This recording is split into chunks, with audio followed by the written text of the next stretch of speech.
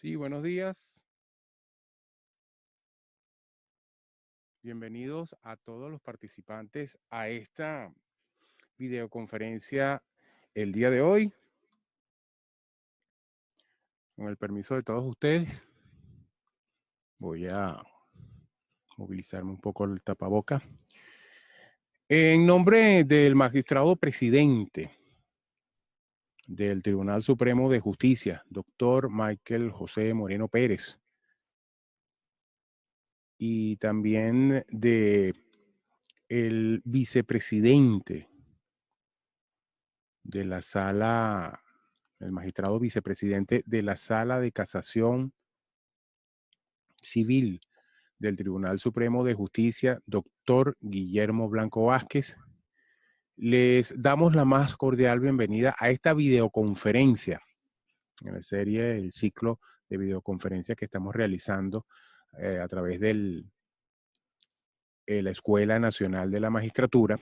En esta oportunidad tenemos preparado, ya listo, como todos lo han visto en nuestras redes, la videoconferencia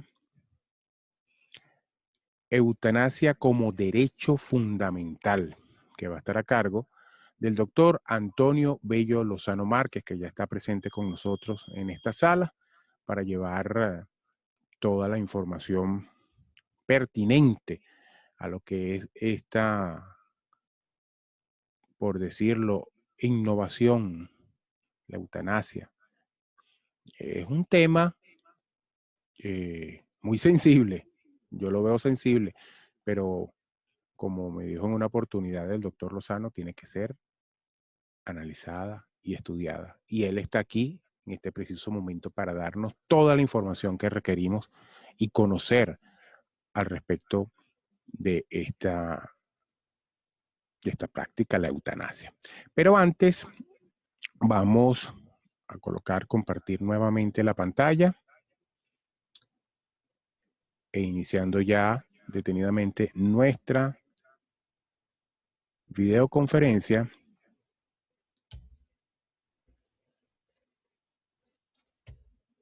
Conozcamos un poco a nuestro ponente, el doctor Antonio Bello Lozano Márquez. Es abogado egresado de la Universidad Santa María en el año 1980. Especialista en Derecho Civil y Mercantil del año 1995.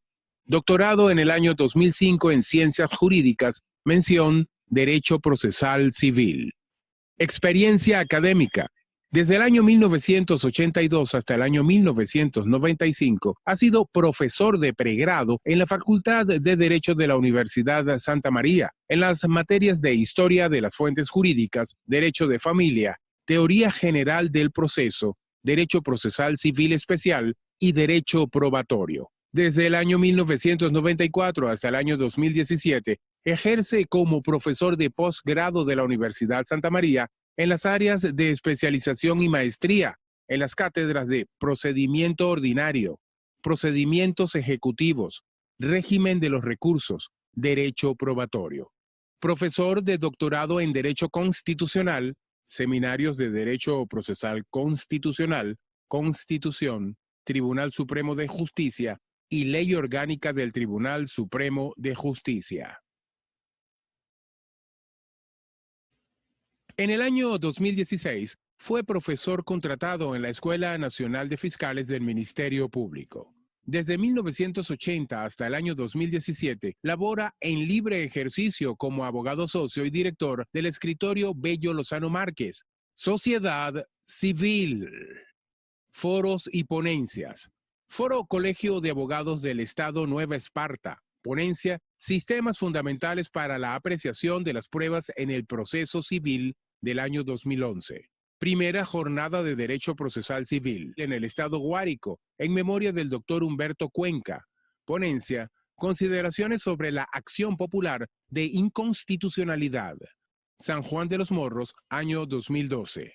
Segunda Jornada Nacional de Protección Integral de Familia, promovida por la Fiscalía General de la República. Ponencia, el amparo constitucional para la salvaguarda de los derechos de niños, niñas y adolescentes, en el año 2013.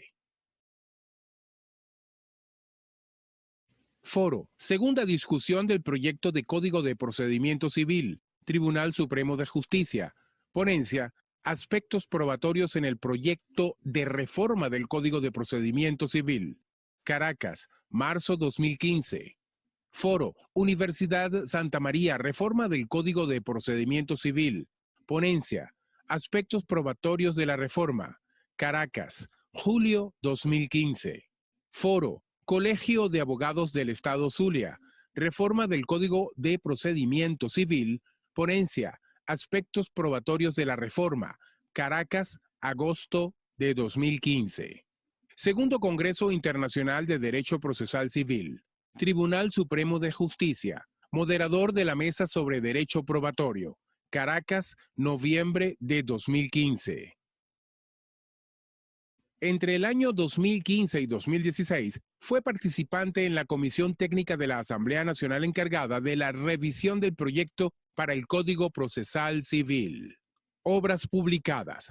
Teoría General del Proceso, Editorial Estrados, año 1986. Jurisdicción y Competencia, Móvil Libros, 1989. Lecciones de Derecho Procesal Constitucional, o Ediciones, 2013. Estudios sobre las acciones y el procedimiento civil ordinario, o Ediciones, 2016. Didáctica probatoria, o Ediciones, año 2017, por publicar.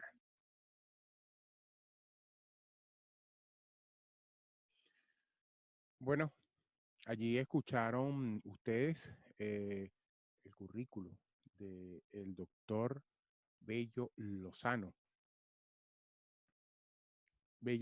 Márquez. Como pueden ustedes haber escuchado y apreciar en la escritura, plenamente imbuido, especialista, doctorado, procesal, derecho civil. Y bueno, ya sin más darle preámbulo a esta videoconferencia, vamos en este momento a dejar en la palabra al doctor Antonio Bello Lozano Márquez, quien nos va a llevar su videoconferencia en el día de hoy, su ponencia, Eutanasia como derecho fundamental. Pedimos disculpas también por la lámina. No sabemos, el sistema tiende a colocar unas rayas allí, pero como decimos, caje del oficio. Quitamos acá y damos la bienvenida al doctor Antonio Bello Lozano. Ya tiene activado el micrófono, doctor. Buenos días, adelante, le escuchamos. Muy buenos días, Peter. Gracias por la presentación. Y en primer término quiero, como siempre, agradecer la oportunidad que me brinda la Escuela Nacional de la Magistratura por intermedio del magistrado Guillermo Blanco. Y estamos en esta oportunidad de nuevo para presentar una charla, una conversación sobre aspectos de derecho. Ya en oportunidad pasada pudimos, el año 2020, tuvimos la gran oportunidad de presentar una conferencia sobre hermenéutica constitucional y de nuevo la magistratura me honra con su invitación para estos espacios. Espacios que se agradecen, ya que en tiempos de pandemia la comunicación se vuelve un poco difícil, la interacción, pero siempre estos espacios contribuyen a la divulgación del conocimiento, a la divulgación de la ciencia del derecho, que es lo que nos ocupa. En esta oportunidad vamos a tratar un tema que hemos titulado como la eutanasia como derecho fundamental. Es un tema que no es nuevo, pero sí es novedoso. ¿Por qué lo estamos discutiendo en esta oportunidad?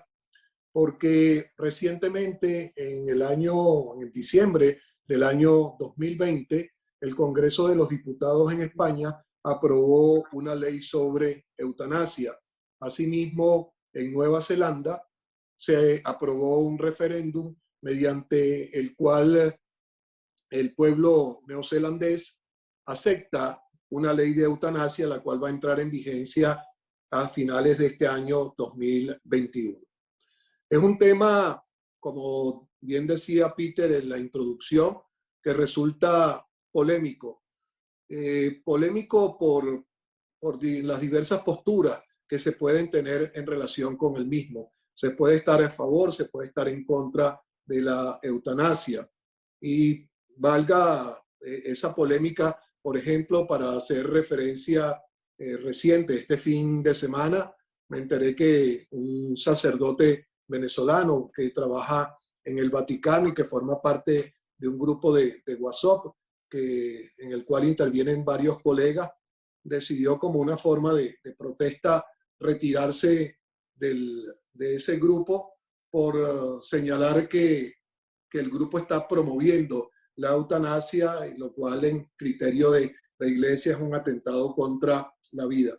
La idea de esta conferencia no es generar polémica, sino más bien divulgar conocimiento en relación con estos aspectos de la eutanasia, porque no podemos hacer la vista ciega en el sentido de lo que está sucediendo, y son realidades que se están presentando. Ya tenemos esa ley en España, hay otros proyectos de ley que se están discutiendo, incluso en Venezuela, el Ministerio Público a finales del mes de febrero de este año 2021 presentó a consideración de la Asamblea Nacional un proyecto, junto con otras leyes, un proyecto de ley de la eutanasia.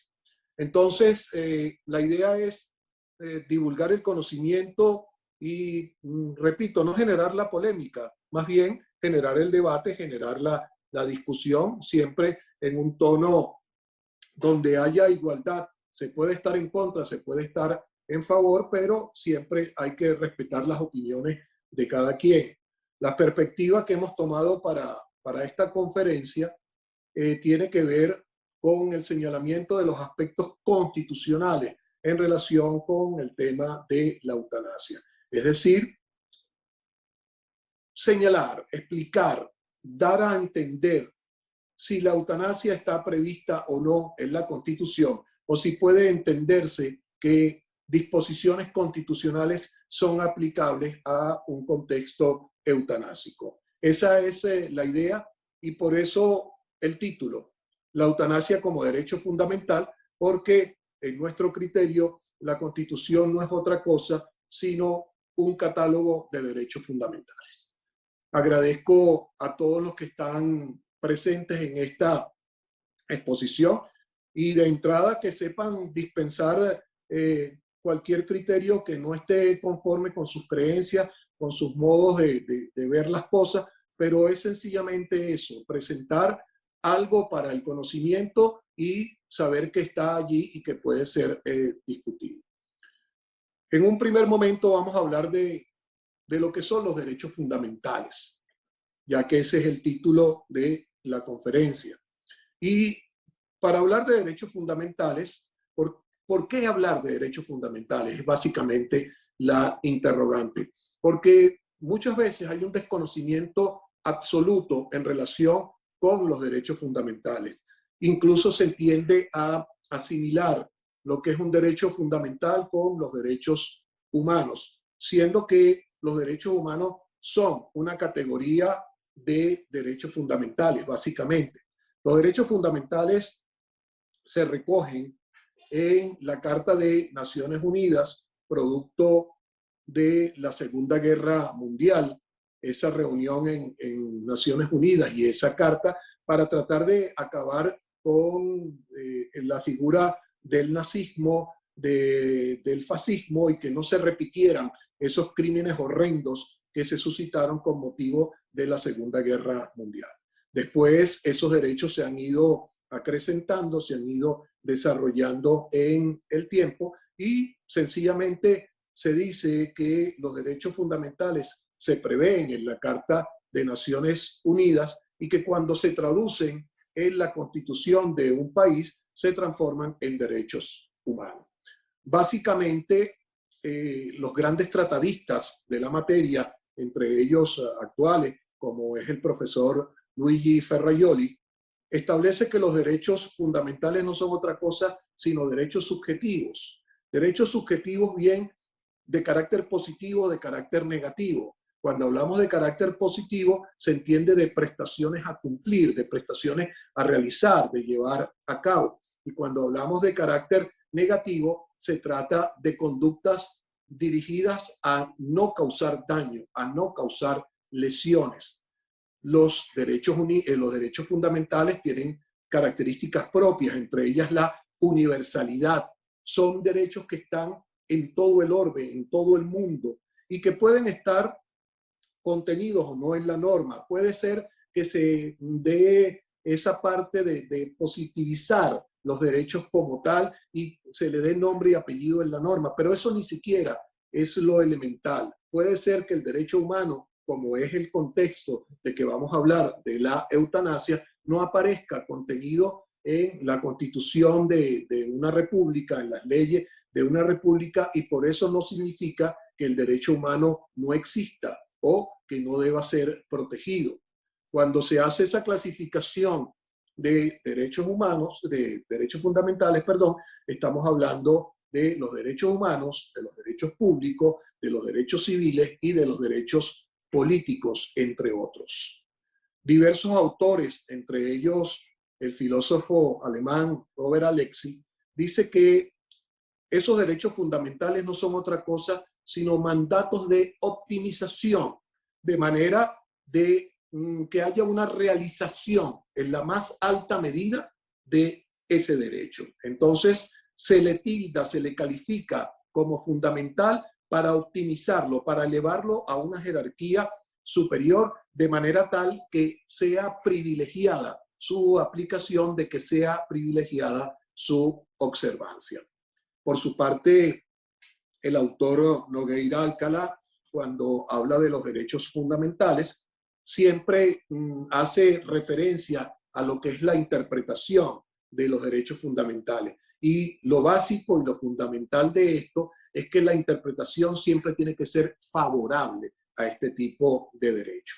Favorable en la medida que, al ser un mandato de optimización, entonces debe su aplicación estar privilegiada y debe siempre favorecerse la interpretación en favor del derecho, en favor del individuo, que es el final de cuentas, quien lo va a recibir, quien lo va a disfrutar y quien tiene el derecho, valga la redundante, a que se le respete el mismo.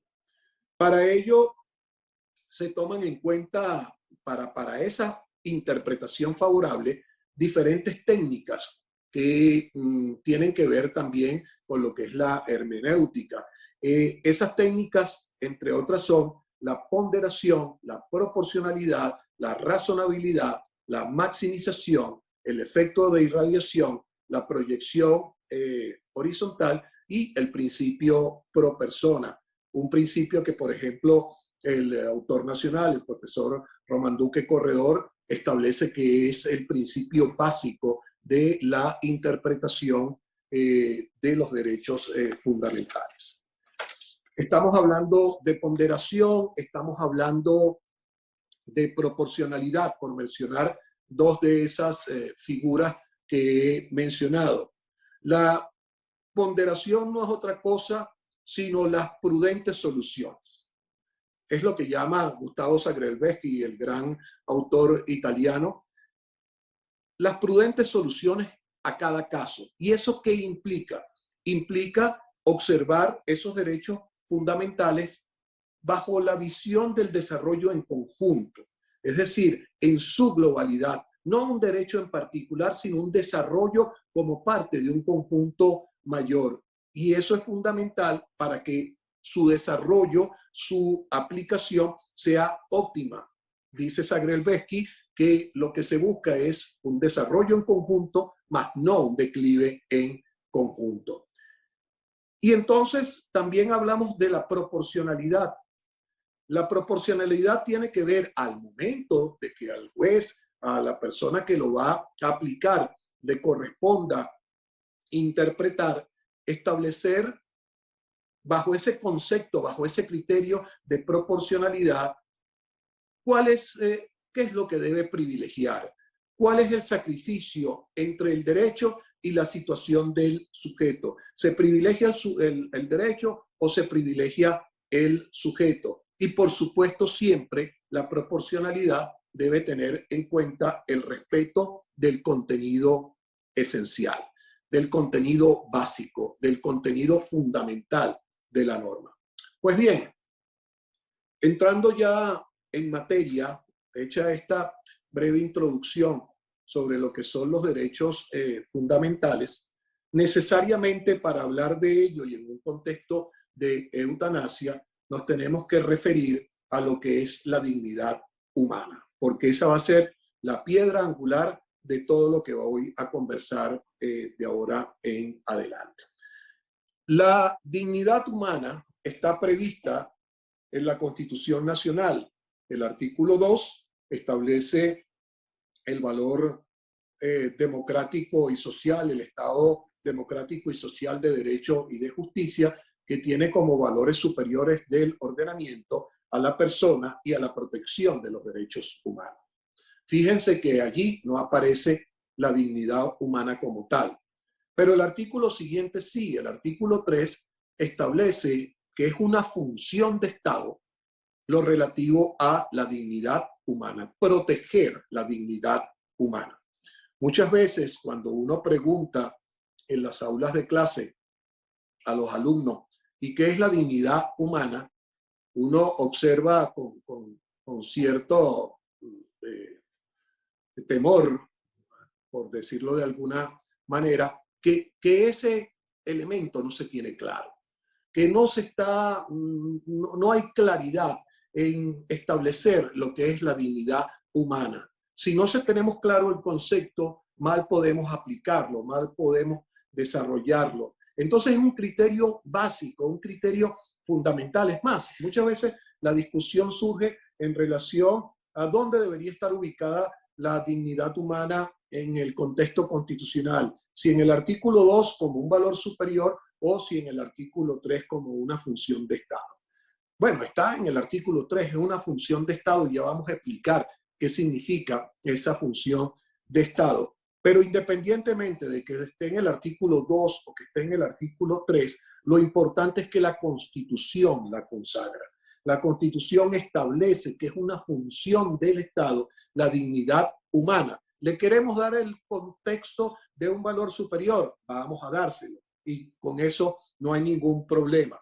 Ahora bien, ¿qué es la dignidad humana como tal? Ya lo acabamos de decir, es un fin de Estado, es una función de Estado, pero lo que es más importante, como lo señala la doctrina extranjera, básicamente la doctrina española, la dignidad humana cumple una función hermenéutica, es decir, una función de entendimiento de todo lo que es la normativa constitucional, todos los temas de la Constitución, todos los aspectos fundamentales de la Constitución giran en torno a la dignidad humana. Entonces es ese eje alrededor del cual se van a desarrollar esos postulados constitucionales. Entonces es básico observar lo que es la dignidad humana, entender lo que es la dignidad humana.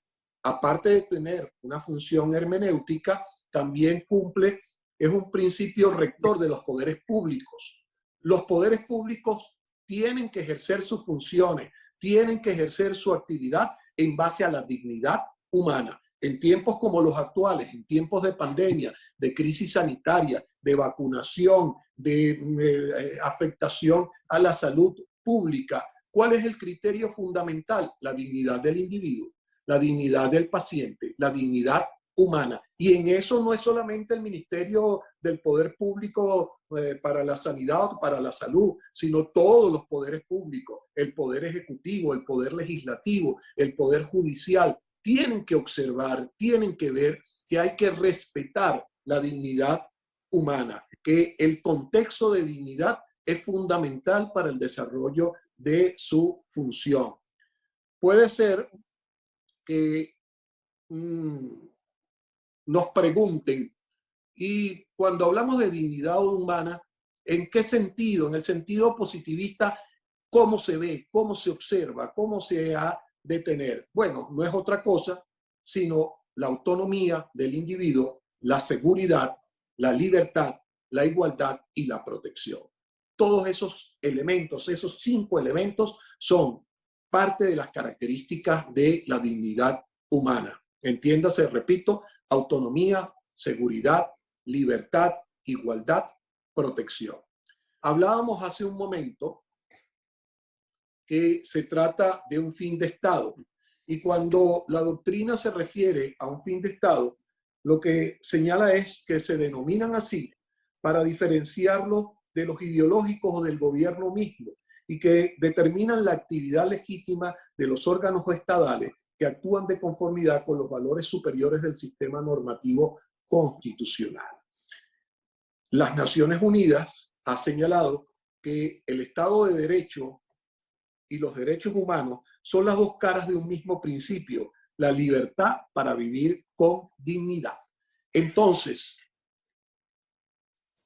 por la vía que lo queramos ver, por el sentido que queramos darle, la dignidad humana siempre va a estar presente de una manera positiva, de una manera fundamental, de una manera principalísima dentro de lo que es el contexto constitucional. Por eso decíamos, no es que es solo un fin de Estado, sino que cumple una función hermenéutica. Todo gira alrededor del concepto de dignidad humana.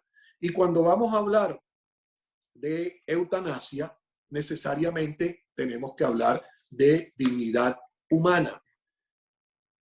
¿De qué hablamos en la eutanasia? Como decía antes, el término eutanasia etimológicamente significa buena muerte. No hay que confundir la eutanasia con otros términos que se han venido utilizando en el tiempo, como cuestiones relativas a el suicidio asistido y cosas por el estilo. La eutanasia es una buena muerte en el sentido de una muerte digna, que la persona que sufre una enfermedad terminal tenga el derecho a una muerte digna. Vamos a utilizar unas láminas para darle algún contexto mayor a esta exposición. Y básicamente nos vamos a referir a la nueva legislación, la Ley Orgánica de Regulación de la Eutanasia en España ha señalado todo lo que es el contexto de la eutanasia y ha establecido lo siguiente. El preámbulo de la ley ha indicado que por medio de la eutanasia se pretende dar una respuesta jurídica sistemática, equilibrada y garantista a una demanda sostenida de la sociedad actual. A una demanda sostenida de la sociedad actual. Es cierto, es una realidad.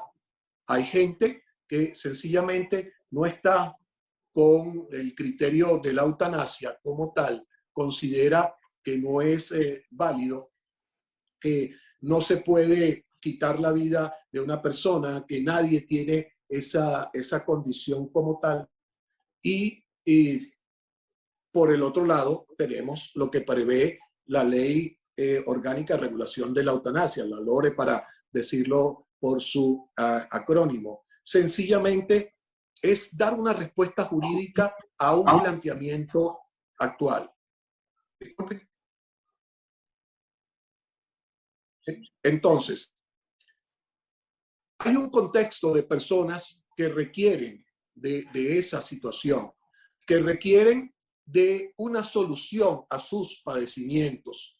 Por su parte, además de la LORE, tenemos el criterio que se ha venido manejando en Colombia a nivel de jurisprudencia y que tiene su origen en el año de 1997.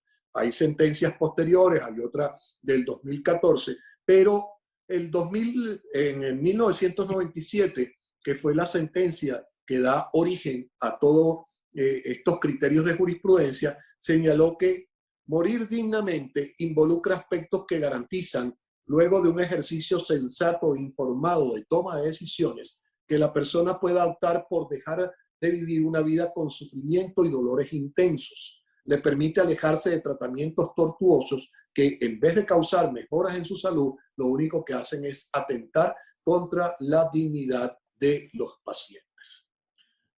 Ya consagró la Corte Constitucional colombiana esa posibilidad de la eutanasia e incluso la decisión que dictó la Corte Constitucional le ordena al Poder Legislativo que promulgue la ley correspondiente, que legisle sobre la materia. Lamentablemente, desde el año 97 hasta la fecha, en Colombia el Congreso Legislativo no ha promulgado la ley correspondiente. ¿Eso significa que no se pueden aplicar procedimientos eutanásicos? No. El hecho de que no esté regulado por una ley no significa que no se puedan aplicar, porque esa decisión y las posteriores también han señalado, han despenalizado el aspecto de la eutanasia como delito, como homicidio. Bien, en ese contexto tenemos que ver cuáles son las características como derecho fundamental de la cual venimos hablando. Primero, que se trata de un derecho fundamental, pero de carácter complejo. De carácter complejo, ¿por qué? Depende de circunstancias muy particulares para constatarlo. ¿Cuáles son esas circunstancias? Primero, que se trate de una enfermedad terminal, que sea irreversible, que no haya tratamiento, y el aspecto del sufrimiento de la persona. Que la persona sufra dolores insoportables que no le permitan esperar una muerte en el tiempo, y sencillamente opta a través de eso, de la eutanasia, para morir con dignidad. El vivir con sufrimiento no es vivir dignamente. En eso sí es un criterio que para mí es básico, no tiene discusión. Otra característica es el aspecto de la autonomía. Es un derecho fundamental autónomo, en el sentido que su vulneración no es medida de otros derechos.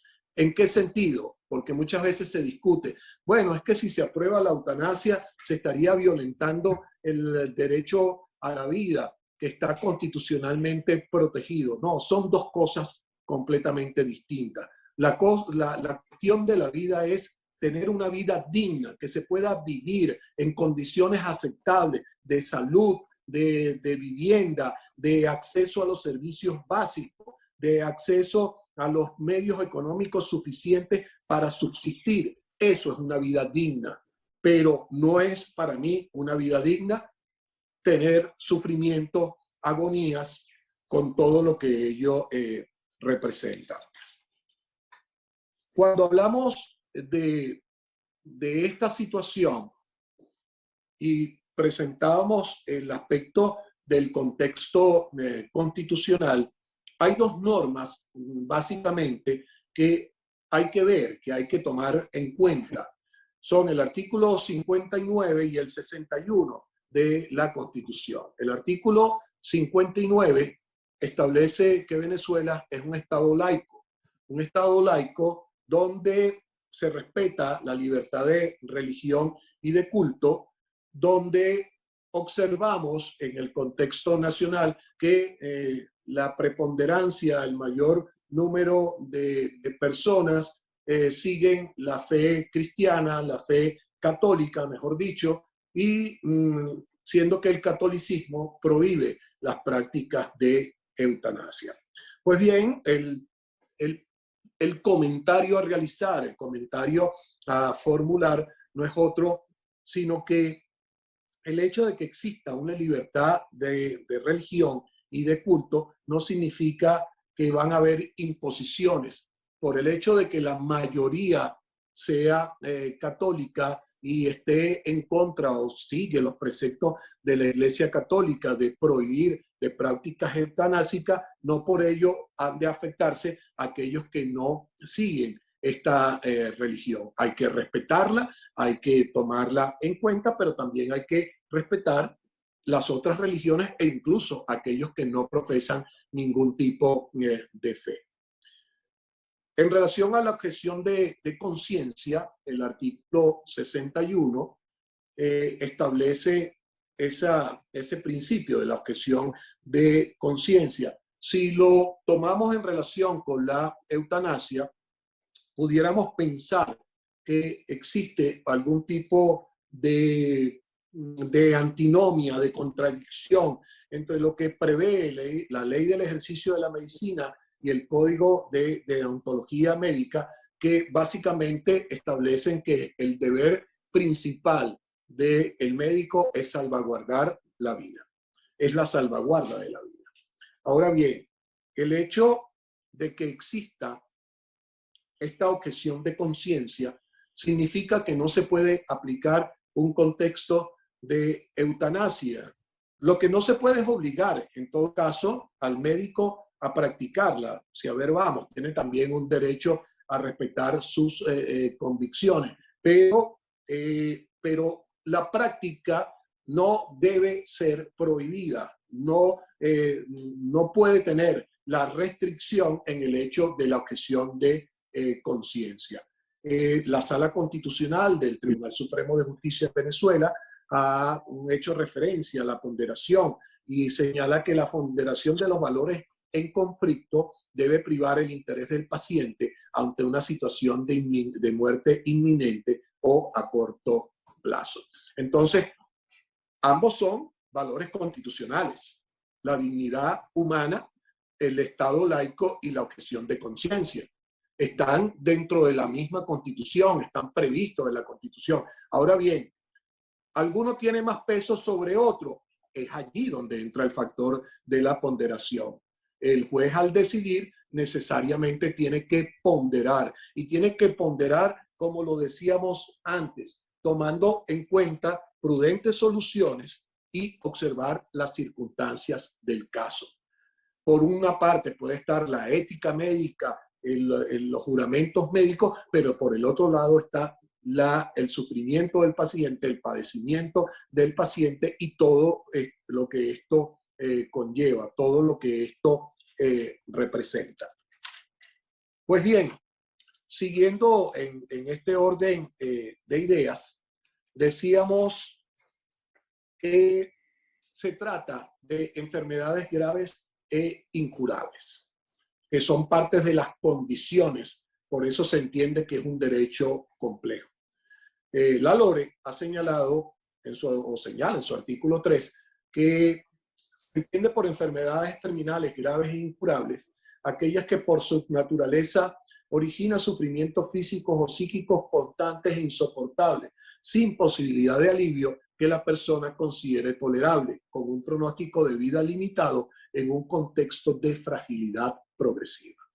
Por su parte, la Sociedad Médica de Santiago de Chile ha establecido una calificación en relación con esto y ha dicho que son enfermedades terminales aquellas que comportan un carácter progresivo, irreversible y con pronóstico fatal próximo, lo cual puede comprender la imposibilidad práctica de contar con recursos terapéuticos adecuados y necesarios.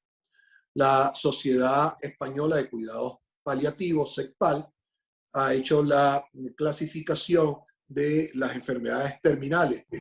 No significa que estas son las únicas, pero ahí tenemos el cáncer, el SIDA, las enfermedades de motoneurona, las insuficiencias específicas cardíacas, renales o de otro tipo, la enfermedad degenerativa del sistema nervioso central, la cirrosis hepática, la enfermedad pulmonar obstructiva crónica, denominada ECPO, y algunas formas de arteriosclerosis. En todo caso, ¿cuáles son las características que han de tomarse en cuenta? Bueno, que es una enfermedad progresiva, es decir, que el deterioro no se va a parar, que es irreversible en el sentido que no hay posibilidad de cura, que el pronóstico fatal es próximo a acontecer en un breve tiempo. La ley, por ejemplo, española habla de términos de tiempo de 6 meses, por ejemplo, y la imposibilidad de contar con recursos terapéuticos.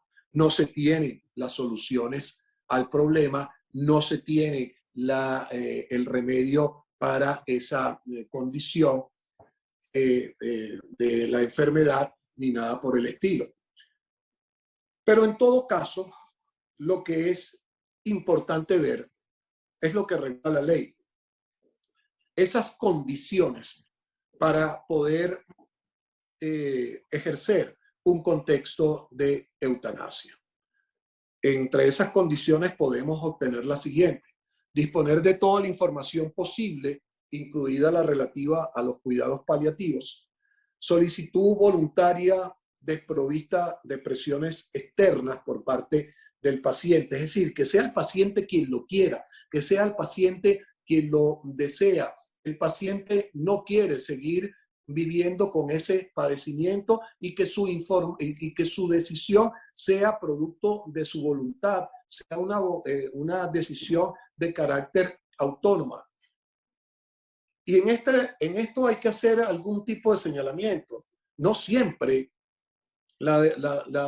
el contexto de voluntad pudiera entenderse como que es autónomo en ese sentido, porque muchas veces hay las presiones externas que pueden ser de distinto tipo, pueden ser presiones por parte de la familia, pueden ser presiones por parte de la sociedad en la cual esta persona vive, etc. La familia, por ejemplo, pudiera ejercer una presión bien en sentido positivo, bien en sentido negativo.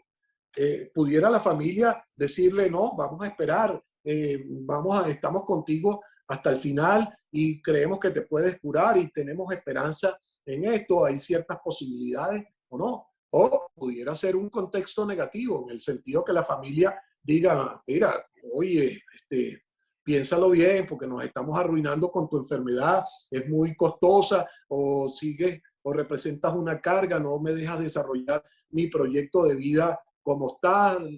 Entonces, son contextos diferentes y que se aprecian en sentidos distintos. Esta conferencia que ya había sido pregrabada para su publicación por vía YouTube, yo hacía mención a dos películas, porque en materia de filmografía, el contexto de la eutanasia ha sido tratado muchísimo, ¿no? Y una de ellas tiene que ver con una película española que se llama Mar Adentro. En esa película, el protagonista queda cuadraplégico producto de un accidente de natación y su cuerpo sencillamente no funcionó más en el sentido muscular. Lo único que servía era su cerebro y sus funciones de inteligencia. Y la persona pasa 20 y tantos años en esa situación.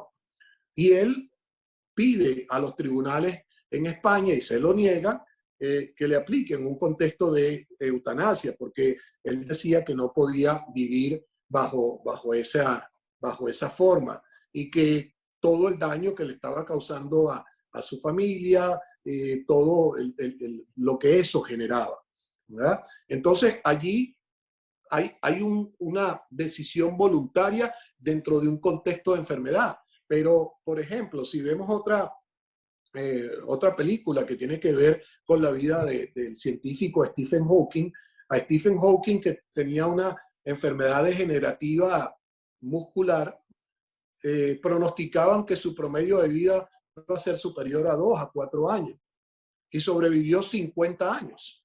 Y Stephen Hawking es uno de los grandes científicos de la era moderna, autor de la teoría de los agujeros negros, de los grandes físicos, astrofísicos actuales, y vivió padeciendo dolores. Lo quiso hacer así porque consideraba que su trabajo científico estaba por encima de otras cosas. Bueno, son voluntades.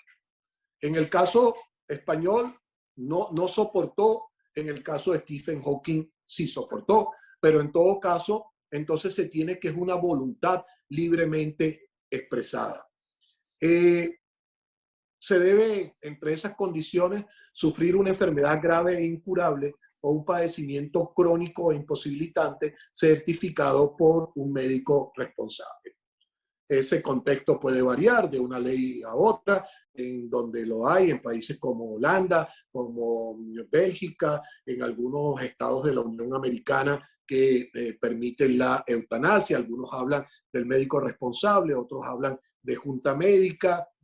Yo, por ejemplo, en el contexto de la ley española, veo que es como un poco burocrático el trato o el procedimiento que se está instaurando allí en esa ley. Pero en todo caso, lo importante es que eso no sea un criterio de una persona unilateral, sino que exista una razón científica que pueda decirlo, que pueda señalarlo. La otra condición es prestar consentimiento informado y previo. Consentimiento informado, es decir, el paciente tiene que estar debidamente informado de sus probabilidades de vida, del contexto de su vida futura, de probabilidades de tener una cura o que si esa cura no va a existir, ¿verdad? Y que emita ese consentimiento de manera informada y previa. Para ello hay figuras como las que aparecen allí: testamentos vitales, disposiciones de última voluntad, documentos de instrucciones previas. Lo hemos visto en el contexto cinematográfico muchísimas veces, cuando el paciente dice: me voy a someter a una operación, pero si algo sale mal, no quiero que se me resucite. Yo firmo voluntariamente esa cuestión, porque no quiero quedar en un estado de imposibilidad física o mental. Todos, la generalidad de las personas, hemos pasado ya por estas situaciones, o todos hemos tenido personas que de una forma u otra de nuestro entorno familiar, de amistades o cercanos, han pasado por situaciones como esta. El punto es, hay que estar informado, hay que conocer los pros y los contras y las posibilidades. ¿Por qué? Porque decíamos antes, la presión del grupo familiar, positiva o negativa, pero eso también juega un contexto. A veces los médicos dicen: no, pero es que yo debo salvaguardar la vida a lo que sea, pero ¿a qué costo? Por ejemplo, una persona que se dedica a la docencia y que la docencia es su medio de vida, que ha ejercido la docencia durante 30, 40, 50 años y que hace de la docencia su forma de ser, que necesita hablar, que necesita expresarse, y de repente le dice: te vas a someter a una operación quirúrgica cerebral donde no hay posibilidades no hay certeza de que vayas a quedar bien. Tal vez quedes con la mitad del cuerpo paralizado, tal vez pierdas el sentido de la palabra, tal vez vas a tener dolores insufribles en esto. Entonces, ¿cuál es el contexto de eso? Voy a vivir, si ya soy una persona mayor, bajo ese contexto, bajo esa carga, sin tener los medios económicos. Una persona que le dicen: bueno, pero hay la posibilidad de un trasplante de riñón. Ajá, ¿en dónde? ¿Cuándo? ¿Cómo?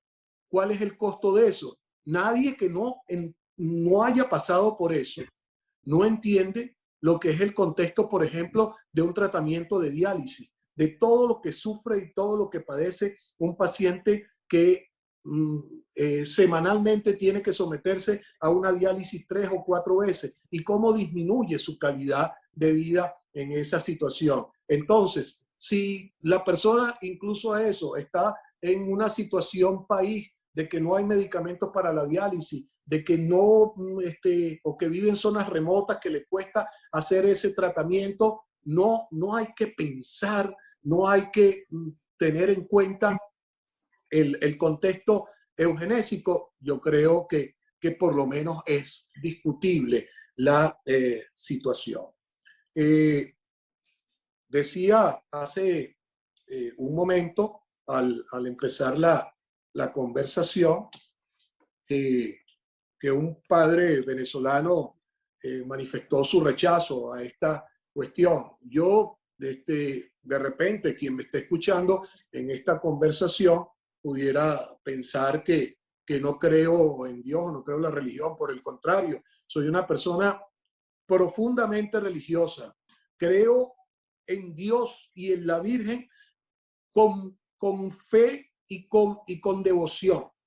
Me encomiendo todos los días a la Virgen de la Chiquinquirá, mi patrona, la venero, la tengo en cuenta. Pero también creo que la persona tiene un derecho a vivir dignamente, un derecho a vivir sin sufrimiento. No creo que la doctrina cristiana de una u otra forma piense que el dolor es una situación que es algo que hay que soportar porque Dios así lo quiso, porque Dios así lo consideró. No lo creo. Creo, y pueden haber divergencias, diferencias en cuanto a la fe religiosa y a ciertos dogmas que maneja la iglesia. Por eso es cuestión de verla en ese contexto, ¿no? Ahora bien, como interrogantes de esta conversación, ¿qué podemos tener en cuenta? Básicamente, se puede considerar la posibilidad de discutir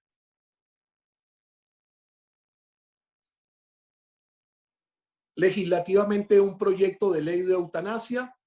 Sí, y de hecho, ya en el mes de febrero de este año, a finales del mes de febrero, el Ministerio Público presentó a consideración de la Asamblea Nacional un proyecto que denominó Ley para optar voluntariamente a una muerte digna en caso de personas que presentan enfermedades terminales o de extremo dolor permanente. Un título bastante largo y complicado de asimilar. Yo creo que se puede reducir, pero ya está allí, ya está allí para consideración de la Asamblea Nacional en su momento. Se puede presentar esto a falta de ley a la consideración de un tribunal, por ejemplo, un tribunal venezolano, la Sala Constitucional del Tribunal Supremo de Justicia pudiera conocer de alguna acción judicial relacionada con la eutanasia. Yo considero que sí. Por ejemplo, tenemos la posibilidad de un amparo constitucional donde alguien solicite a la Sala Constitucional se pronuncie, como lo hizo la Corte Constitucional colombiana en su momento, del derecho a escoger un procedimiento de eutanasia para morir dignamente, a través, repito, de una acción de amparo constitucional. La Sala podrá aceptarla, podrá rechazarla, lo que estoy planteando es que pudiera discutirse. E incluso se puede dar la posibilidad de presentar un recurso de interpretación constitucional en base a lo que es la figura de la dignidad humana y en base a otras normas del Código de la Constitución Nacional de la República, como es el artículo 22 de la progresión de los derechos fundamentales, a falta de ley reglamentaria. Es decir,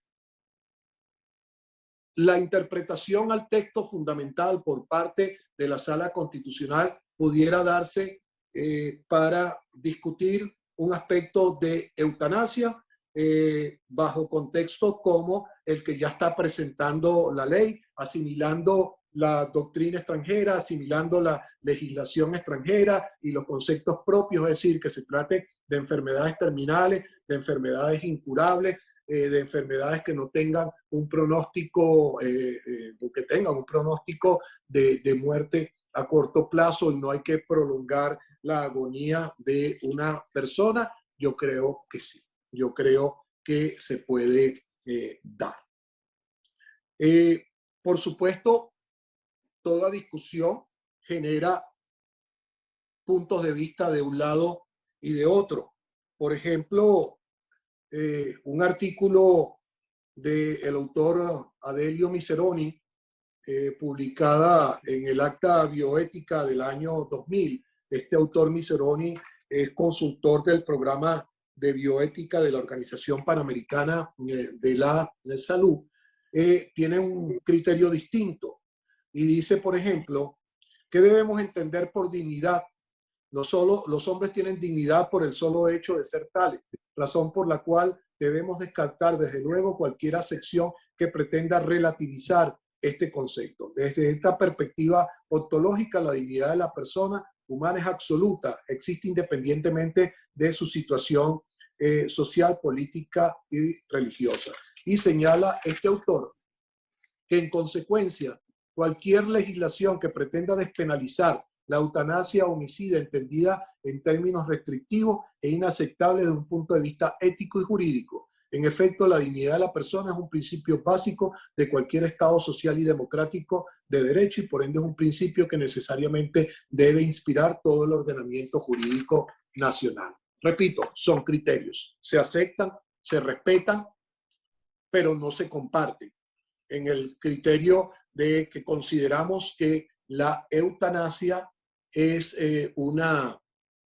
una posibilidad, el morir dignamente bajo ciertas condiciones, es un derecho autónomo de la persona, es un derecho fundamental y para concluir no queda sino esto, morir dignamente es un derecho.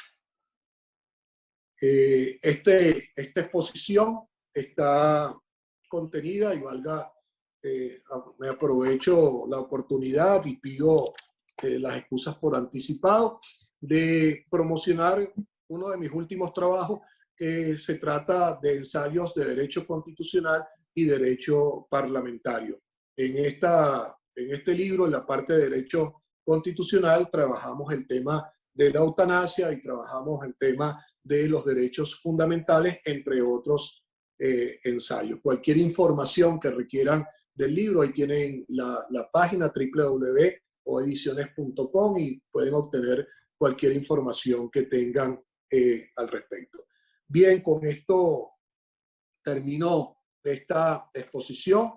Quedo pendiente de cualquier comentario, cualquier pregunta que bien tengan realizar. Gracias por su atención de antemano.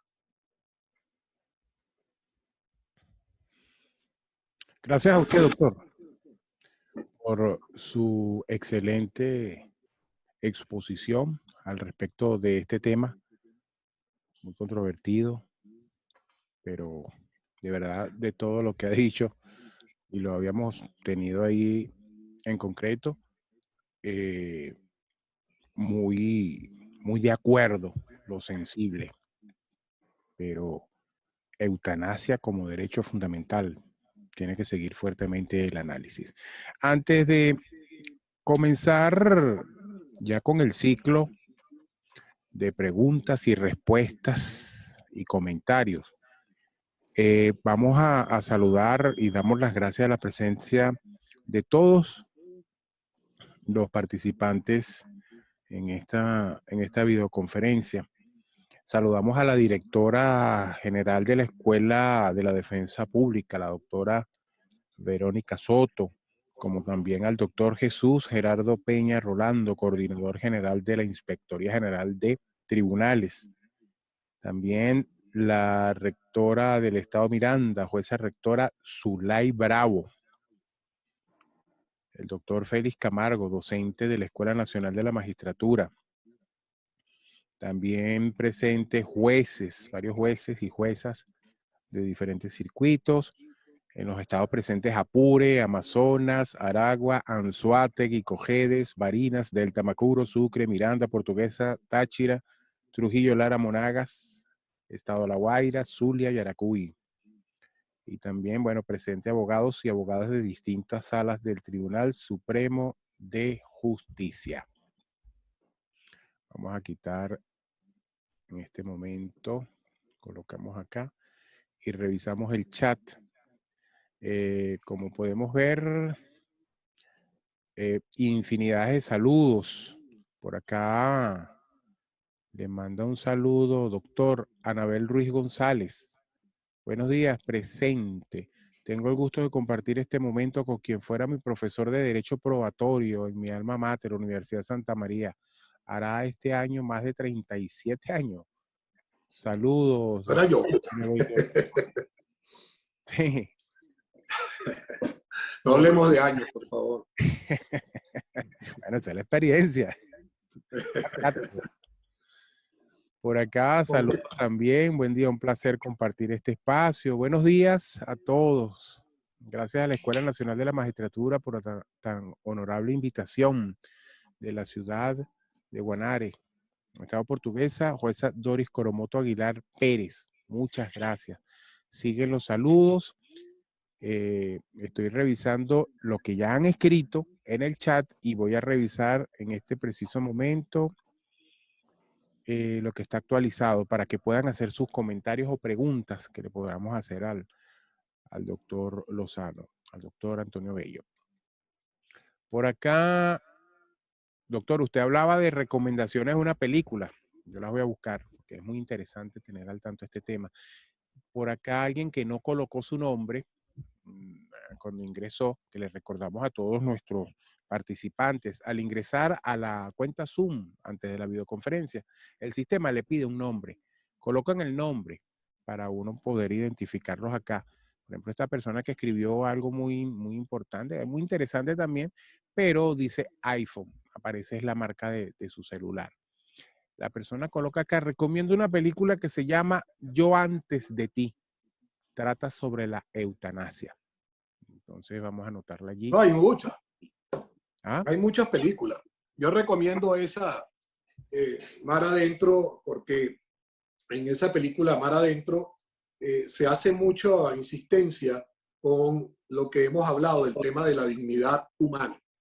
El protagonista siempre se basó sus elementos, sus argumentos para esto en la dignidad humana, que se le respetase esa dignidad como persona. Y es interesante e incluso esa expresión que utilizamos ahí en la conclusión viene de allí, que morir dignamente es un derecho. Ese es el mensaje final de la película. Morir dignamente es un derecho. Es un derecho. Es fuerte y es bella esa frase. O sea, sí, sí, no. Si tuvimos el derecho de vivir bien, también tenemos el derecho de vivir o morir dignamente. Ok, doctora, además de esa recomendación, por acá alguien escribe, la doctora Ana María Fariñas Morales. ¿Qué pasaría si el paciente está en coma y no puede tomar la decisión? ¿Podría la Bueno, familia? esos son aspectos que tiene que desarrollar la ley, ¿no? La ley española tiene una serie establece una serie de disposiciones en relación con eso, de que en este caso el contexto de los familiares, por ejemplo la esposa, los hijos pudieran tomar una decisión en tal sentido. Uno, ¿qué es lo que recomienda? Bueno, vamos a hacer uso de los llamados testamentos vitales. Mientras estés en vida, el testamento es no solamente para dejarle una herencia y bienes a la persona, sino también son disposiciones de última voluntad. Yo quiero que me cremen, yo quiero que me hagan tantas misas, o sencillamente como parte de ese testamento vital o de esa disposición de última voluntad, más que testamento, dejar establecido previamente que no quiero, en caso de que la operación no resulte, o que el tratamiento no dé resultado, o que sea necesario entrar en un coma inducido y no haya perspectiva de esto, que se aplique un contexto eutanásico, ¿no? Eso es cuestiones que en todo caso la ley tiene que regular. Y si no lo regula la ley, como el contexto de la ley venezolana, que no existe todavía, pero que es una decisión, yo creo que los tribunales pudieran tomar la decisión bajo un criterio estrictamente científico, es decir, con el conocimiento científico aportado y con la voluntad expresada de que esta situación no puede continuar, tal. Porque fíjense algo, y me da pie la pregunta para decir algo. Mucha gente piensa, hay algunos criterios, dice, bueno, es que como está en un coma inducido o está en esa situación, no está sufriendo, porque está dormido, porque está sedado. Y muchos médicos dicen que no, que eso no es así, que el cerebro resiente la situación y que el sufrimiento sigue allí, aun cuando la persona se encuentre en coma. Entonces, son situaciones que la ciencia no tiene las soluciones definitivas. Entonces, ¿qué vamos a aplicar? Bueno, apliquemos esto que estamos hablando. Apliquemos ponderación, apliquemos criterios de lógica, criterios que tienen que ver con la situación en el momento actual, en el momento en que está padeciendo la persona esa situación. Oye, si la persona entró en una situación de coma, motivo de un COVID, ¿cuántas personas pueden sobrevivir? ¿Cuántas personas se han salvado de esto? Entonces, hay que ver la ponderación, hay que tener criterios de proporcionalidad, tener en cuenta las estadísticas, toda la información disponible para decidir sobre eso. Ok, doctor. Fíjate, seguimos revisando acá el chat, que también nuestra compañera, la licenciada Lourdes Tahuaripano, ella nos deja un mensaje acá, por eso le recordamos a todos nuestros participantes que revisen el chat, ya que ahí hay mensajes importantes. Por ejemplo, acá se los recordamos. Buenos días, estimados participantes, bienvenidas a nuestra videoconferencia del día de hoy, Eutanasia como Derecho Fundamental. Para efectos de su certificación, pueden enviar a partir de este momento su confirmación al correo electrónico enm.secreg,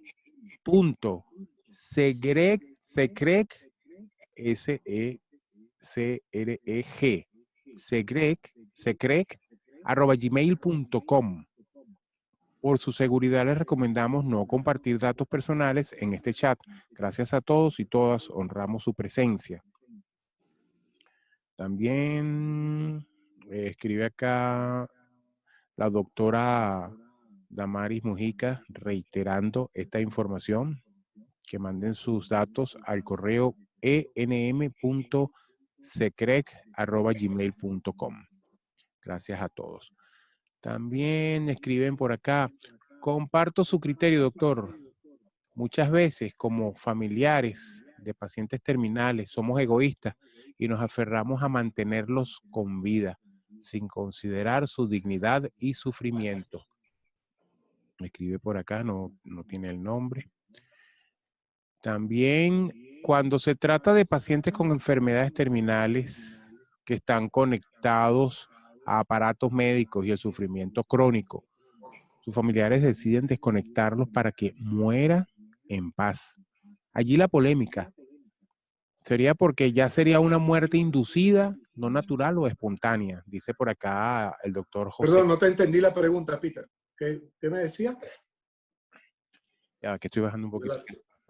El doctor José Colina escribe acá, cuando se trata de pacientes con enfermedades terminales que están conectados a aparatos médicos y por el sufrimiento crónico, sus familiares deciden desconectarlos para que muera en paz. Allí la polémica sería porque ya, no sé qué la persona escribió aquí, allí la polémica... Mira, el problema con eso... o no natural. O el problema con eso es relativo, ¿no? Decir que lo van a desconectar como tal, si tú hablas con el médico que está tratándolo y le dice, mire, yo quiero que lo desconecte, los médicos te van a decir que no, la mayoría de ellos. Me van a decir que no por la ley del ejercicio de la medicina, por el código de ontología médica, etc. Son pocos médicos los que hoy en día expresamente lo señalan. Dicen, mire, yo estoy a favor de aplicar la eutanasia, etcétera. En Colombia hay un médico que es muy conocido, lo pueden conseguir en cualquier conferencia en cualquier video de YouTube, aparece varias veces, donde él dice que a la fecha ha realizado más de 75, 80 procedimientos que tienen que ver con la eutanasia. Entonces, con base a la decisión de la Corte colombiana. ¿Por qué? Porque despenalizaron el delito. Muchas veces los médicos no es que estén en contra de aplicar la eutanasia, sino que consideran que esto puede ser calificado como un delito si ellos desconectan al paciente, etc. Entonces es una decisión que sencillamente está en un contexto muy indefinido, muy de tiniebla, que no se tiene claro esa cuestión. Por eso, en esta materia, lo que pasa es que los tiempos de exposición deberían ser más largos para hablar con más detalle de esto, pero la plataforma no nos los permite. Hablamos muchas veces de otras formas que tienen que ver con esto, como son la ortotanasia, como son las distanasias, etcétera. Entonces, y hay figuras que se hablan con criterios técnicos como son el encarnizamiento, el ensañamiento terapéutico, la caconotasia, o sea, son múltiples formas de esto, ¿no? Entonces, cuando uno habla de distanasia, ¿qué está hablando? Prolongación innecesaria del sufrimiento de una persona con una enfermedad terminal. Y cuando habla de ortotanasia, ¿qué está hablando? Otorgar al paciente todos los cuidados y tratamientos para disminuir el sufrimiento. Hay un sacerdote colombiano que es muy polémico y sale mucho en esos videos de YouTube, donde el sujeto cuando entra a considerar algunas cosas, dice, bueno, pero es que no importa que esté en eso, porque si a él le duele o si tiene mucho sufrimiento, bueno, vamos a suministrarle morfina. Hay cuestiones para aliviar el sufrimiento. Caramba, yo creo que ese no debe ser el contexto lógico de eso. Entonces, lo vas a volver un adicto a la morfina, le vas a tener eso. ¿Y por cuánto tiempo? Esa es la gran pregunta. Hasta que llegue la muerte en forma natural. Oye, porque el hecho de que tenga la morfina no va a sufrir. No. Eso para mí no tiene lógica, de verdad. Hay una pregunta que quiero responder, Peter, que la estoy viendo aquí, de Linda de Márquez. Es medio pariente mía, porque yo soy Bello Márquez, ella es Linda de Márquez. Dice, siendo que nuestra Constitución es provida desde su preámbulo y que se considera el derecho a la salud una extensión del derecho a la vida, a la luz de nuestra Constitución, la eutanasia es inconstitucional.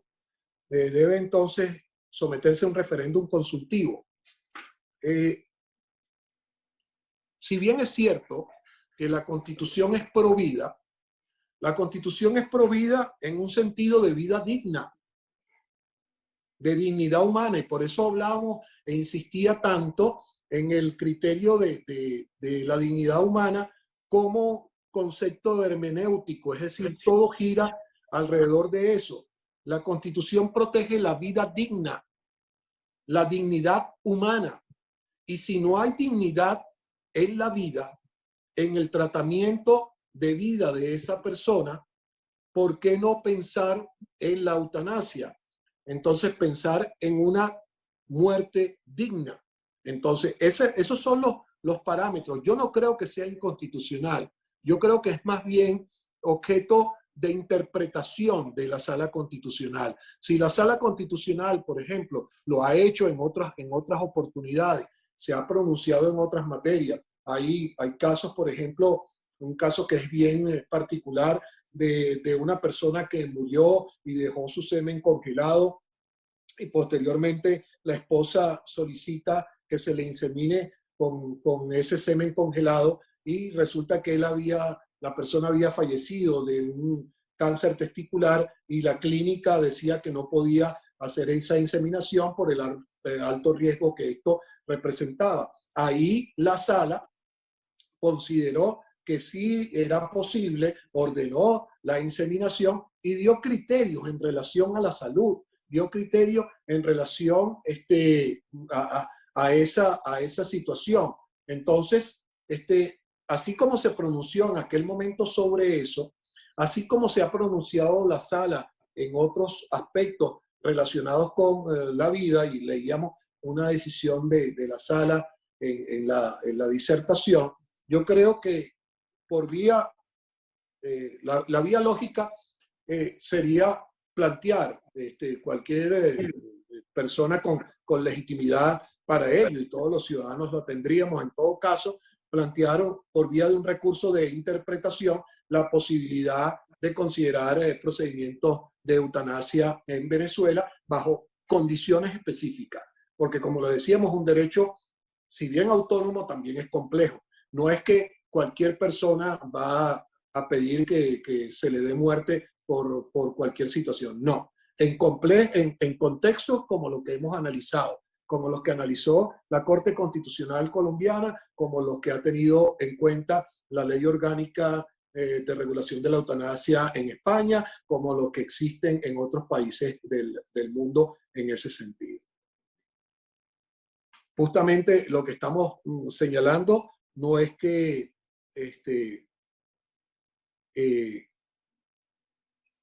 que no es cuestión de criterios, sino cuestión de definiciones. Por ejemplo, ponen aquí en una pregunta, y dice, ¿y quién define la dignidad? No, la dignidad está allí en la norma. Y los jueces tienen que conocer qué significa la dignidad humana. Y como es un derecho fundamental, en todo caso, en cada momento, bajo cada circunstancia, tendrá que emitirse un criterio. Recuerden algo, los criterios constitucionales son normas programáticas en el sentido de que no hay definiciones. La Constitución dice, se protege el derecho al trabajo, pero no define qué es el derecho al trabajo. El derecho a la personalidad, más no define qué es la personalidad, pero se entiende que cada operador de justicia tiene el conocimiento suficiente o podrá obtener el conocimiento suficiente para decir qué es la dignidad humana. Si usted me pregunta a mí directamente qué es la dignidad humana, yo digo la dignidad humana es derecho a tener medicina, derecho a tener comida y no comer de la basura, como lo vemos en contextos sociales actuales, el derecho a tener asistencia médica, a tener una programación de salud, a tener una vivienda digna. Todo eso forma parte de la dignidad humana. Y para mí, ¿qué es la dignidad humana? Entre otras cosas, el morir dignamente, el derecho a no padecer, el derecho a no sufrir de manera intolerable, de manera ante una situación que no tiene, o sea, contexto, que no tiene definiciones, salidas, soluciones. No hay cura para esa enfermedad.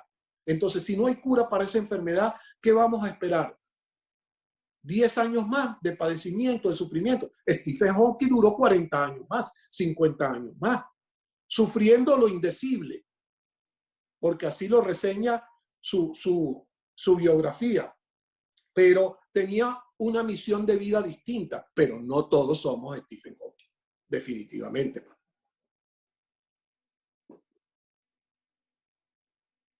Ok, doctor. Bueno. Me preguntan aquí, ¿se debería aprobar la eutanasia, la pena de muerte y el aborto? Bueno, ya estamos entrando en temas éticos y de otro estilo. La discusión del aborto creo que no es para este momento, estamos hablando de un contexto específico. La pena de muerte no está prevista en la legislación venezolana. Habrá personas que digan que sí, habrá personas que digan que no. Personas, delitos como el terrorismo, la pedofilia, deberían ser sancionados con penas de muerte. Eso es poner en manos de los hombres una situación tal. Aquí estamos hablando de un contexto distinto. Aquí estamos hablando que es la autonomía de la persona. La persona decide morir, la persona quiere morir, porque la persona sufre de una enfermedad terminal e incurable, irreversible y de corto plazo, con destino fatal a corto plazo. Entonces, es una situación muy específica y ahí entramos en los mismos criterios que hemos venido manejando antes. Ponderación de ver todas las situaciones en su momento, en el contexto del caso, prudentes soluciones, como señala Zagrebelsky, en un determinado momento.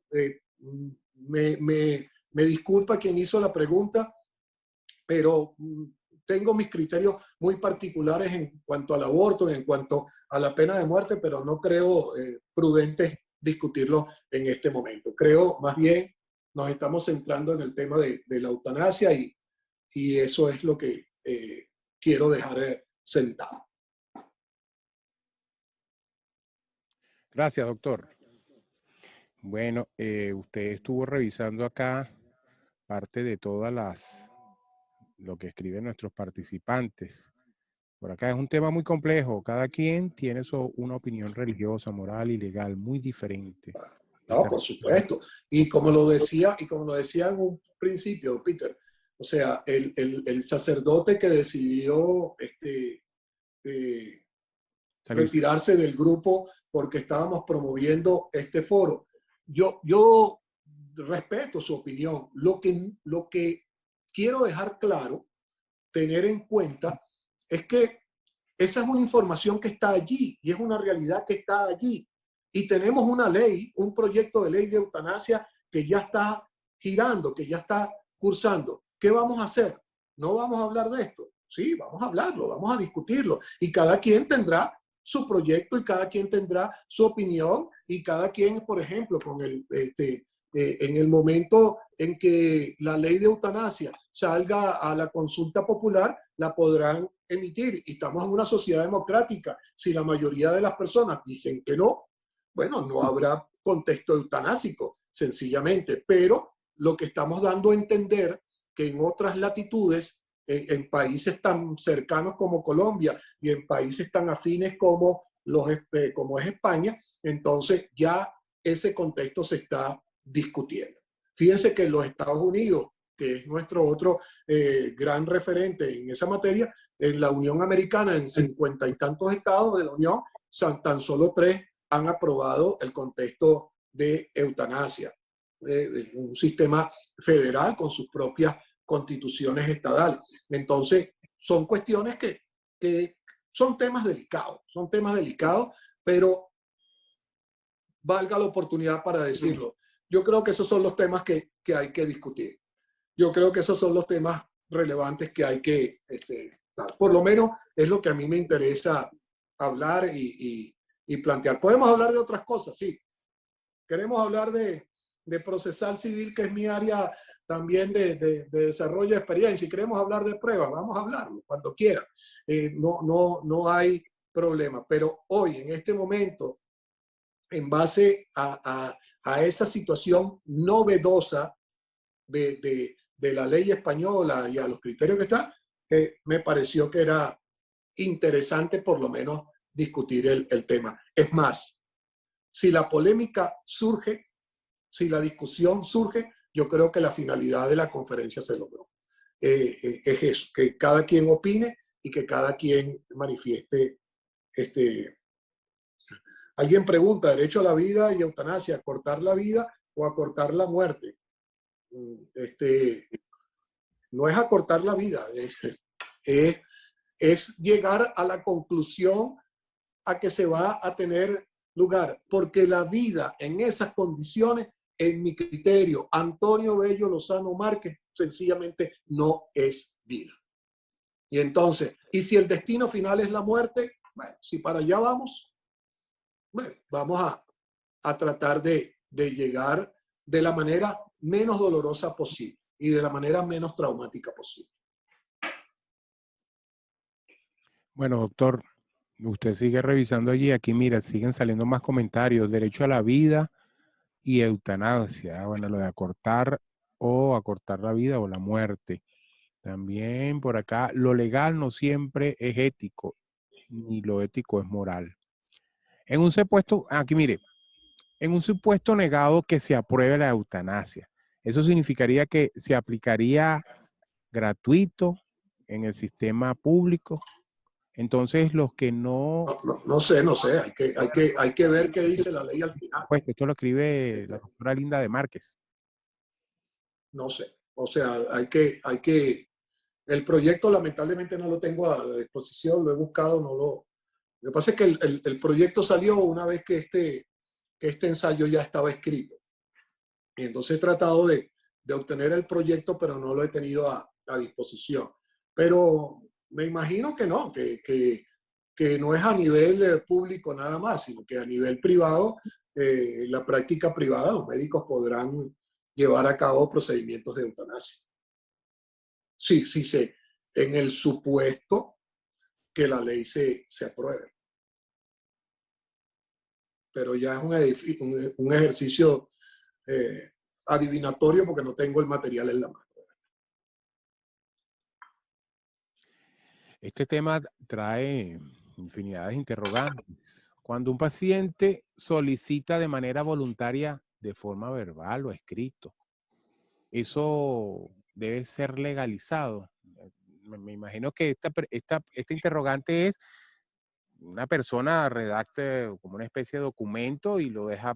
Sí, por eso es que hablamos de testamentos vitales, hablamos de autorizaciones. Lo lógico es eso, o sea, el día de mañana, que eso debe constar con un acta notariada, etcétera. Bueno, sería lo ideal. Allí no hay debe haber ¿cómo se llama? Un dictamen médico de que establezca que la persona está actuando en cabal ejercicio de sus facultades mentales también. Todos esos son requisitos que se van a tener que dar para tener el conocimiento informado, debidamente acreditado. Le digo, cualquier cosa que hablemos no es sino meras opiniones.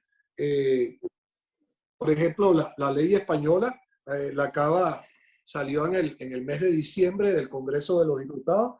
En el mes de enero, febrero, fue aprobada por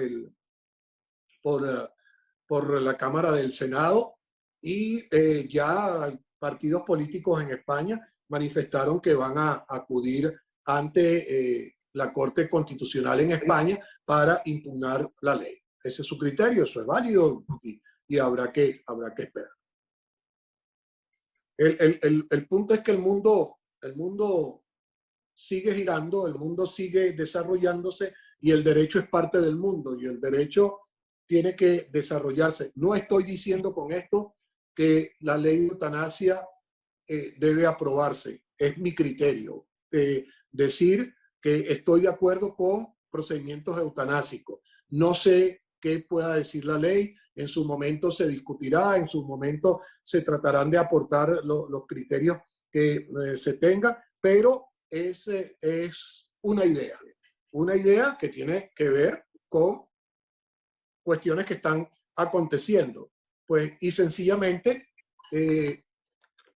darlas a conocer. Yo estoy plenamente seguro que mucha gente de los que están escuchando que amablemente están escuchando esta conferencia, no tenían mayor noción sobre la eutanasia, no tenían mayor noción sobre aspectos de la jurisprudencia colombiana, sobre estas cuestiones de la calificación de enfermedades terminales, cosas por el estilo.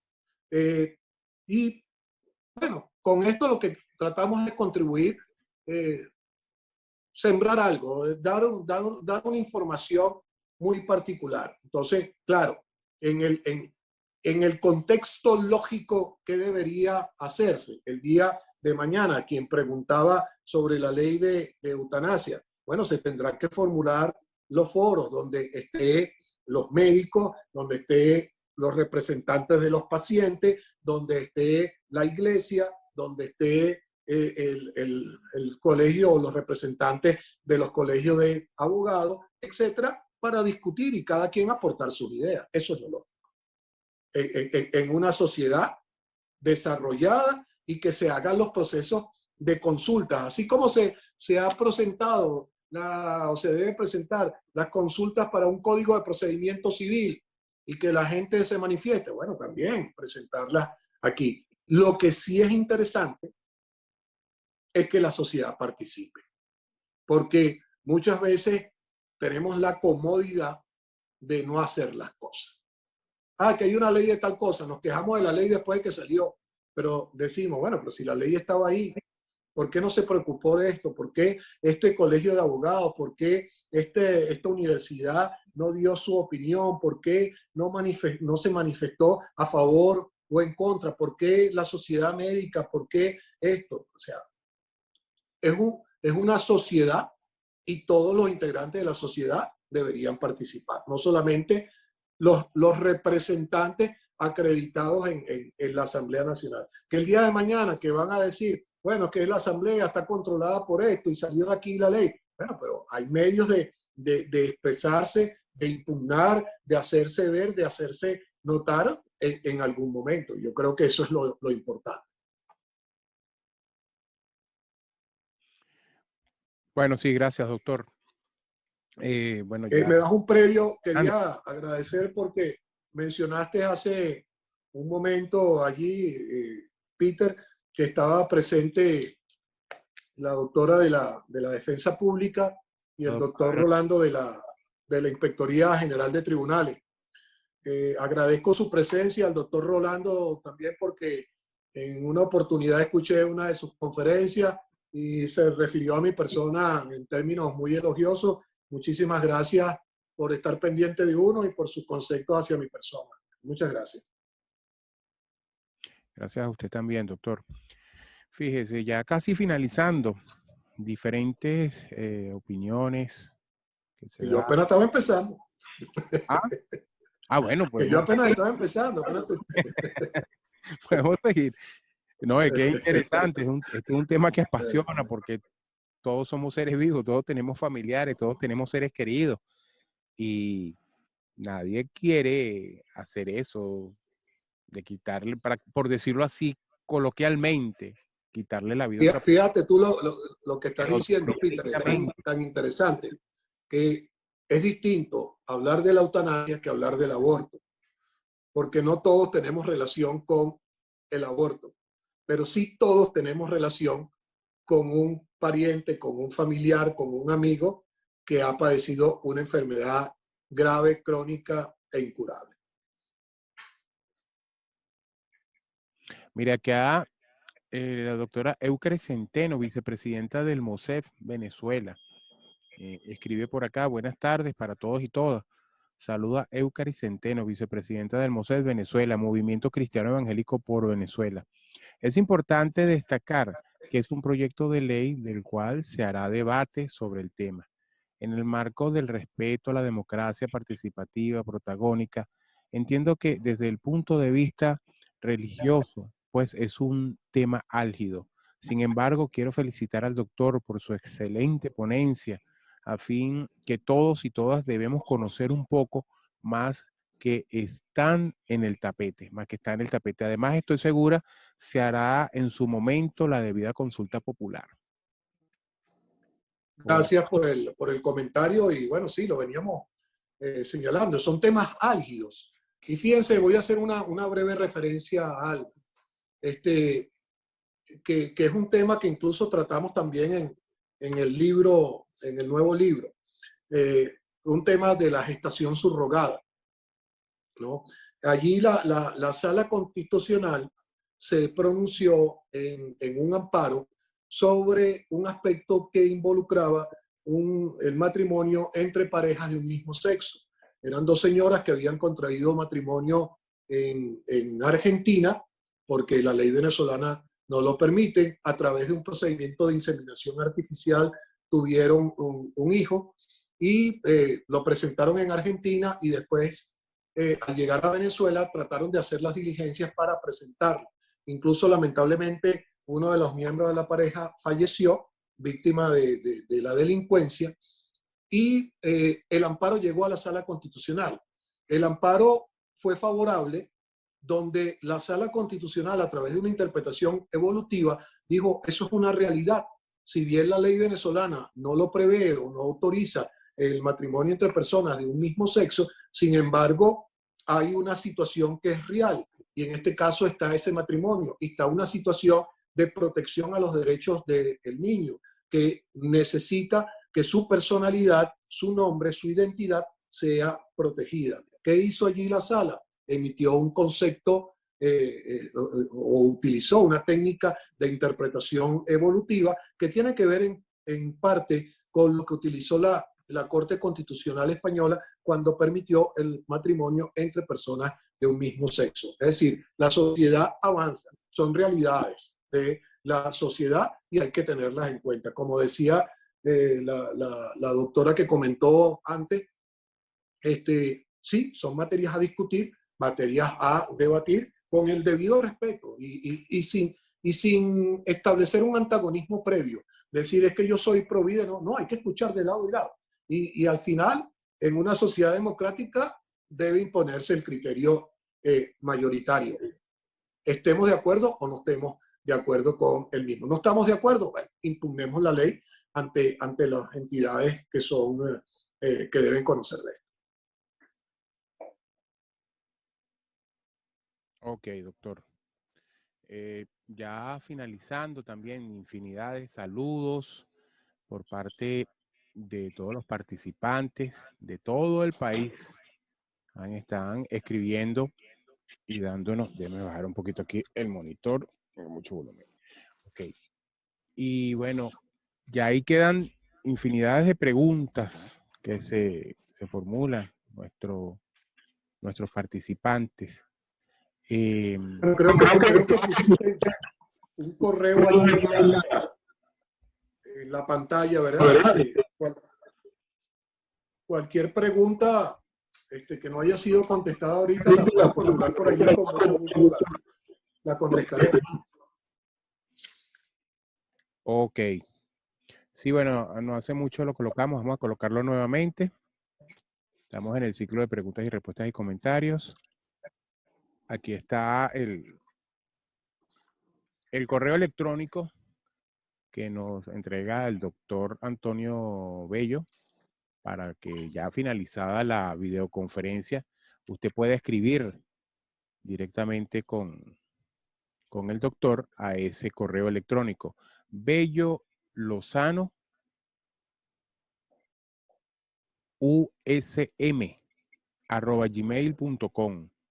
Bello Lozano usm@gmail.com. También queremos agradecer nuevamente a todos los participantes, juezas y juezas de todo el país que están presentes en esta videoconferencia que nos acompaña y nos dio esa excelente ponencia el doctor Antonio Bello Lozano Márquez. Ya casi finalizando, le recordamos a todos nuestros participantes que si no completó el formulario lo puede hacer. Allí tiene el link, simplemente lo que hace es copiarlo en el explorador de internet y coloca esos datos. O puede enviarlo también por el correo electrónico que les entregara a la doctora Damaris Mujica e igual la licenciada Lourdes. Y más que decirles, síganos en nuestras redes sociales, @enm_rbb y @enmvenezuela.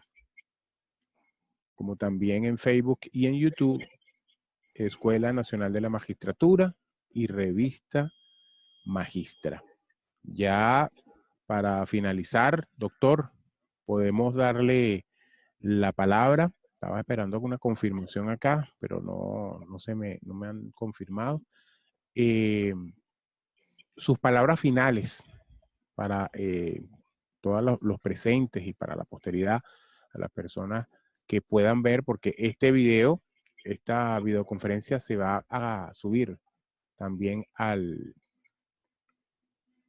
YouTube para que esté disponible en cualquier momento para todas las personas que deseen ver nuevamente y analizar. Y claro, al verlo en el YouTube con posterioridad, pueden escribirle al doctor y pueden mantener ese debate permanente, porque este es un tema de debate permanente Es un tema de debate permanente. Ok, doctor, sus palabras finales ya para ir concluyendo la actividad del día de hoy con usted. Bien, agradeciendo a todos los participantes por su gentil audiencia, por haberme escuchado, por compartir espacios de derecho con mi persona. Agradeciendo a la Escuela Nacional de la Magistratura por este espacio, a todas las personas que intervinieron en hacer posible esta transmisión, en especial al licenciado Peter, muy agradecido con todos, manifestarles que siempre estamos a la orden y para cerrar, morir dignamente es un derecho. Que tengan buenas tardes. Gracias, doctor. Por aquí vi que llegó un mensaje. Allí tiene las redes sociales, la persona que lo está solicitando y también el correo del doctor bellolozanousm@gmail.com.